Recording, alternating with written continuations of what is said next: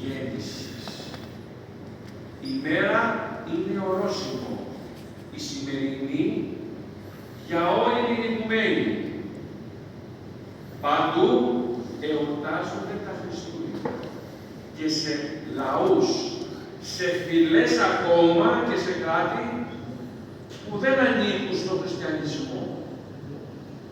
Τα Χριστούγεννα λοιπόν είναι η μέρα για όλους τους ανθρώπους του πλανήτη μας. Φυσικά για εμάς δεσπόζει γιατί έχουμε λάβει τη χαρά, τη Θεία Κοινωνία και το μυστήριο του Θείου Βαπτίσματος. Θα λέγαμε είμαστε πιο προνομιούχοι από τους άλλους ανθρώπους.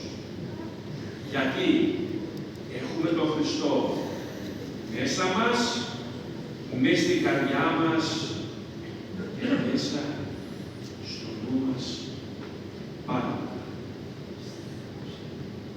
Δεν πρέπει να το ξεχνάμε ότι ο Χριστός ήρθε για να μας δείξει την αληθινή βασιλεία, την επίγεια βασιλεία Του ως τέλειος Θεός και ως τέλειος άνθρωπος.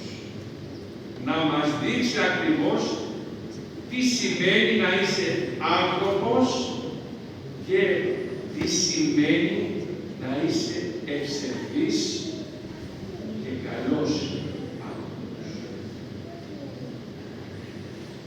Λοιπόν, από σήμερα ξεκινάμε μια νέα ημέρα. Μια νέα ημέρα που έχουμε καθαριστεί όλοι, έχουμε πετάξει όλα τα προβλήματά μας, θα λέγαμε, και όλες τις σκέψεις μας. Ήρθαμε εδώ για να προσευχηθούμε, ήρθαμε εδώ για να λάβουμε το μεγαλύτερο θείο δώρο που έδωσε ο Χριστός στην παρακαταθήκη Του, τη Θεία Μετάληψη, και ήρθαμε εδώ για να ξεχάσουμε όλα τα μίση, όλες τις εκκλότητες και όλη την αναζωγία που έχουμε. Τα ξεχνάμε όλα. Είμαστε όλοι άνθρωποι ίσως προς ίσο. Είμαστε άνθρωποι του Θεού. Είμαστε όλοι αδέρφια. Και να το ξέρετε. Χρόνια πολλά και ευλογημένα σε όλους σας. Έχετε τις πατρικές ευχές του Πιμενάδη μας, του Κύριου Διονυσίου του Σεβασμιωτάκου, όλου του πλήρου της Ακρίτου και πραγματικά και τις δικές μου ευχές για ειρήνη, αγάπη και φυσικά υγεία σε όλους, με μεγάλο στόμα να φωνάξουμε όλους καλή υγεία σε όλους τους ανθρώπους. Χρόνια πολλά.